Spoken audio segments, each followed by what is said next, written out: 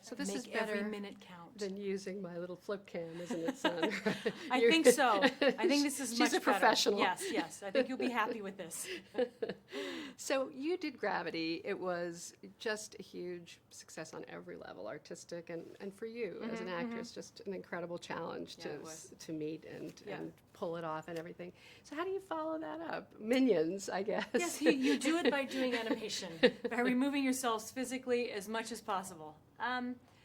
The beauty of Gravity was that no one knew if it would work or not. Not up until we had the screening at the Venice Film Festival did anyone think this film would work. I think everyone was preparing for the opposite, so there wasn't the big build-up.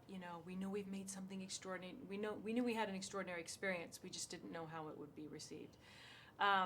Then what happened, and you don't top it. You don't try to outrun it. You just sit and enjoy the moment.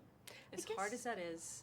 I guess what I'm asking is if you've achieved something great, can you try to be super demanding about what you want next? You can be super demanding, but I had such a wonderful 360 experience, both emotionally and artistically, a life experience. It was all just beautiful that there was no need to rush into anything else. Why rush into something else that might let you down? There wasn't. I did a little film, a little voiceover in an animated film for my son, so I could be a part of carpool and not leave home. But I said, I'm open to reading. I'm not interested really in jumping into something again, but I'm interested in hearing what's out there. And as I was reading, I just wasn't excited. I said, when you have an opportunity to break a mold like Gravity, I think you want to just break another mold of something else. So there's this new trend of women taking on men's roles. How did that happen? I don't know if it's a trend or if it's just, we're just so desperate for good material, we'll go anywhere. It can't hurt to ask. So did you direct your agent? Did you say, look? Yeah, I said, I don't like what I'm reading. Let's go look at what's unproduced for men out there that's just sitting at a studio or at a production house and see if they'd be willing to switch it to a woman. Not everybody said, we're willing to hand over our material to a woman. But I wasn't, when I landed on this film, it was oddly echoing a sentiment that I'd had in my head from having watched The Freedom Writers, a documentary that I absolutely love. And I was asking myself the question, have we become too comfortable in our society today to step out of our comfort zone and give up our creature comforts for the greater good of the people? And listening to the stories of all the sacrifices that these young adults made. So that was on my mind when this script came along. And I go, isn't that interesting that, you sort of put something out into the universe that you're interested in. And here is a story that takes place not in the United States, but in Bolivia, where people are gathering for the greater good of their country.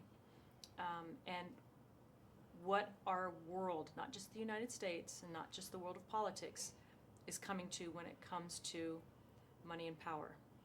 Are we getting too obsessed with money and power? Are we allowing ourselves like sheep to be led to this ideal that life and success is the achievement or the gathering of things and stuff and all these things that we hold on to and give such great importance to, when in fact none of that is important and it's actually harming us. It's making us soft.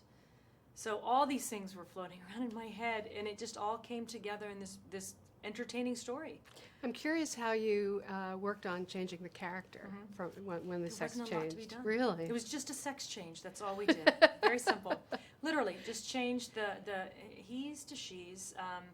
And there was only one thing that we added. Someone asked a great question. Well, what did you have to change dialogue-wise between Jane and Candy? And there was very little. There was the line that I just loved the line, and I'd said it about a situation that I'd felt had happened to me, and I was like, I just got fucked. I should have known it was happening, and it just got, and someone said, literally or figuratively? I said, no, figuratively. I didn't, and I go, what a great line if someone says about Jane, what is it between her and Candy? And LeBlanc just said, she got fucked. And they went, literally or figuratively? And then we just let it sit. And then, of course, the Candy line about pleasuring himself was added as well. But It didn't need a lot, except those little innuendos that were there. It didn't need anything. It was already beautifully written for a human being. She's a strong, powerful character, but she's also a damaged and wounded one. Yes, aren't we all? It felt Yeah. like that was something we could all relate to. We are all struggling. And if you've lived a good life, if you've had the blessing of getting to 50 or to, 40 or wherever you are, you're going to have some damage. And it's what you do with the damage that I think is important. She's an addict. She has struggles with mental illness. She's tried to take herself out of an addictive cycle but gets pulled right back in. And it's the most unhealthy place for her to be. But it's also what our society pushes. It's like, why are you getting out? You need to leave a winner. What does that mean? You need to leave a winner. You don't need to leave anything. You can just leave. You don't have to be on top or on, but it's that idea of what is a winner, really? And at what cost? Why is it okay to destroy human lives as long as you've won? Why are winners allowed to do bad things and behave badly? But then there are people who do extraordinary things and give their service and help others, and no one talks about them. They're uninteresting, they don't sell. So all those things were, again, floating around in my head, and we show all the examples, I think, in this film. And yet this is a woman's role that is unusual in our Because world. we're allowed to be flawed and complicated. And not have it all be about romance. Yes, exactly. There wasn't one. There was the hint, did they or didn't they?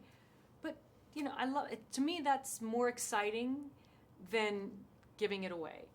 Did they? I mean, they have a lot of respect for each other.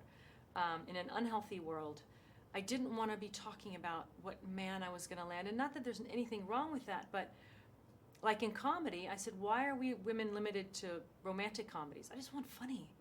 I just would like funny. And it limits you when it's all about the boy, but let's get broader and more complicated. And I think we're getting there in tiny baby steps. I actually agree with you. Yeah. It feels like there's this is the year of Amy Schumer and Jessica Chastain seems to be getting a lot of good roles. One of them recently, the Interstellar one, was also written for a man. Was it? Yeah. Was it? There's this great scene with Topher Grace, and he says, "I feel like the girl." He was playing the girl part. Yeah. In real life. And the girl part generally means you're there to make coffee and hang on the arm and support. And that's passive. Sometimes it's appropriate, but it just is boring. I feel like there's a nice rebellion going on right now. And I hope the pendulum then swings to the center and swings back and forth and then levels itself out in the center, and it becomes a non-issue. When it's not a hot button topic anymore is when I'll be happy. Right, Yeah. exactly. But also when there's a stack of scripts this high that's got great romance. I mean, you'd think that the women who are at the top of the industry would have the kind of clout where you can say, this is what we want. You can't, but then there's the development process, which takes forever, and then the disinterest after 2 years, okay, that was exciting, and then you're not getting the script you wanted, and it's not, because there's a lot of variables that need to happen in order for something to be wonderful. Well, do you think about doing more producing? Yes, I do. Yeah. But only in the capacity. I dipped my toe in here because I wanted to see if this was something I could balance, because my heart is at home. My heart is with Louis. And if I couldn't be the mother that I wanted to be, I wasn't going to leave the home, nor was I going to take on any work. That's my priority. But I said to them, here are your choices of where we can film this, where we get the tax incentives. I want to produce. I want to know that my priority is my son, and then we go to work. I said, I had a nice set of boundaries, and they went, oh, that's doable, and it didn't hurt the film. It didn't take away from my life. Dropped Louis at school, picked him up, he came to work. It was just, the balance was nice. I don't know if it'll work that way ever again, but I got everything I wanted. Well, your interest in the movie got the movie made. Yeah. It was sitting on a pile. Yeah. Yeah. So. And that's makes you feel good. It makes you feel good, and I hope that I didn't make a mistake for the studio, but I didn't want to do something that wasn't a little frightening and challenging and would break a mold. One of my favorite moments in Toronto, you're up on the stage and you and George are being very funny, but there was one answer, one question coming from the audience about your hair. Oh, but I left there going, what was the obsession with the hair? And like every woman was like, oh, I know what you're talking about. It's like, but I just was fascinated by his he must have spent 2 hours of that film wondering why my hair had roots. I said, well, It was a character thing. yeah, but really. I said, talk to women. I said, look, let's turn up the lights and let's all just go like this. You know, it was a very conscious decision, but you know, you get those questions every once in a while, and they make things entertaining. You know, it just. But it's like, but it was a character role. Yeah, You weren't being yeah. a glamour puss. Yeah, You were being yeah. a tough professional operative, Yeah. and there was something fun about you stalking around with the flat shoes. By the Yeah, way, yeah. I noticed. Yeah, yep. Everything was that coat was her armor. I said, I want Loved that that coat coat. all the time, and the only time she takes it off is it's almost, it's conscious. It's her armor. Don't touch me. Let the arms, just keep everything at a distance. Don't sit with everyone else. Everything allows her to have the armor, but yet be very mobile. She has everything she needs on her body. There's nothing else that she needs. She has her brain. She has her bag. She has her, you know, she barely uses a BlackBerry. I mean, to her, this is a device that is not, where everyone else is glued to their iPhones. It's her brain that is her computer, and her watching and her sensing a change and a shift. And there was so much I got to play with. And again, I feel like I've been spoiled, and you sit back and you wait for something else that feels as exciting. Could be comedy. I'd love to do just a pure comedy, and you know, I don't know what I want to do.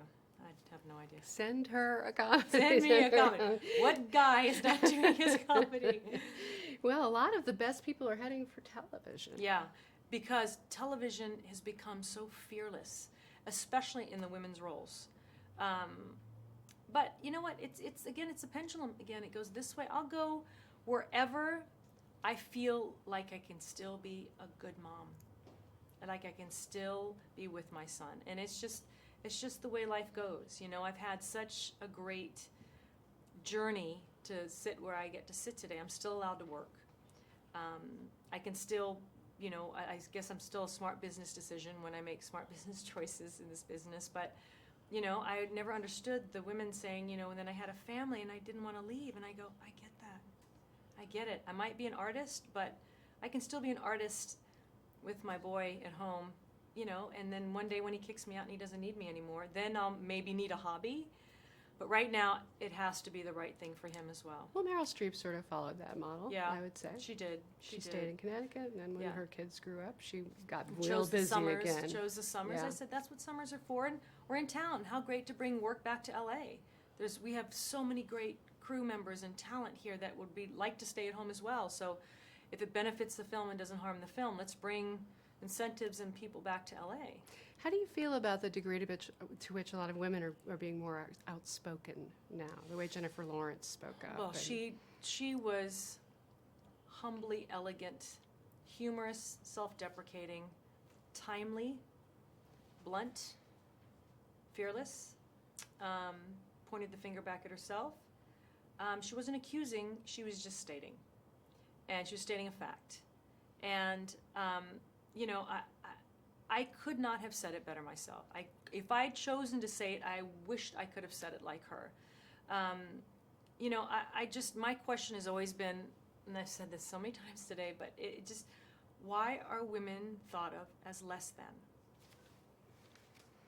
When someone makes a derogatory comment about the way a woman looks or because of her age, you know, I just go, why doesn't someone step in and go, you can't say that?